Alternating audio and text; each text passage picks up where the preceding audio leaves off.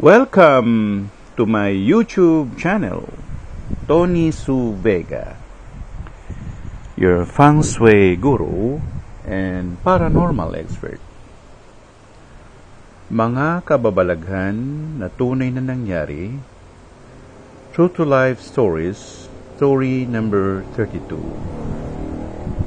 Mariang Banahaw. Nakafocus ang kwentong ito kay Fidyotor, isang kapre na naninirahan sa Bundok Banahaw. Nangyari ito noong mga 1990s. Isinama ako ni Bechay na mag-overnight sa Mount Banahaw sa resort ng mga Monte Alegre. Patakip-silip na nang marating namin ang lugar. Itinuro ng katiwala kung saan ang kwarto ko para matulog at ganoon din kay Bechay. May nalimutan si Bechay. Ang alay na ipinangako namin. Laibana at gin. Mahimbing ang naging tulog ko.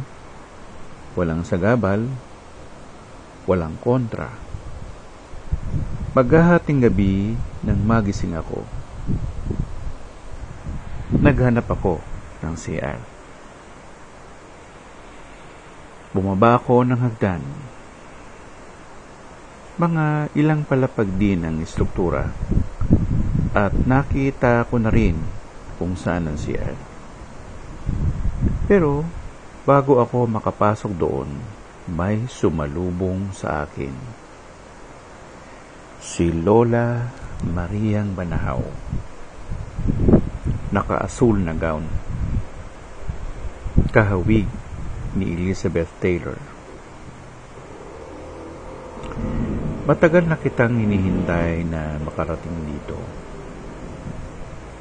Naikwento ka na sa akin ni Mariang Makiling at ni Ate, si Mariang Sinukuan. Matagal na kitang kilala.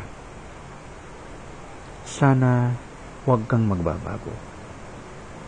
Manatili kang mabait at mapagmahal. Tapat at laging naglilingkod. Opo, ipinapangako ko po. Basbasan po ninyo ako laging para laging ako'y maging tapat at mapagkawang gawa. Tanggapin mo ang basbas ko sa iyo na ikakabanal mo. Salamat po, Lola. Maraming pong salamat.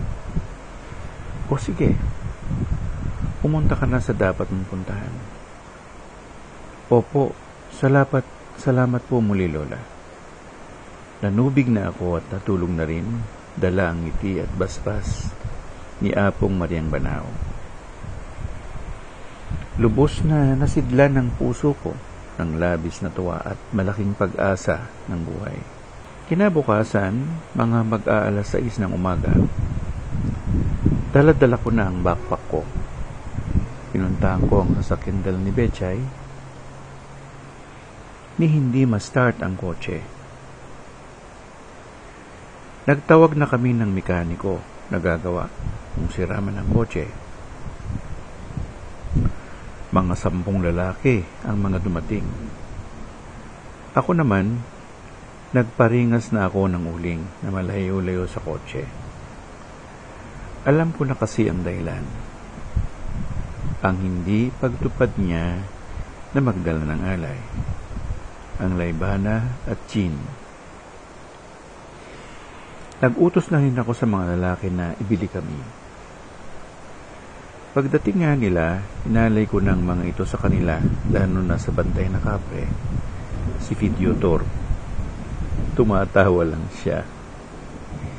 Inilagay ko ang gin sa baso at ang laibana sa nagbabagang uling. Tila nagdahilan lang ang kotse. Bigla na lang itong nagrevolusyon nang walang tao sa manibela.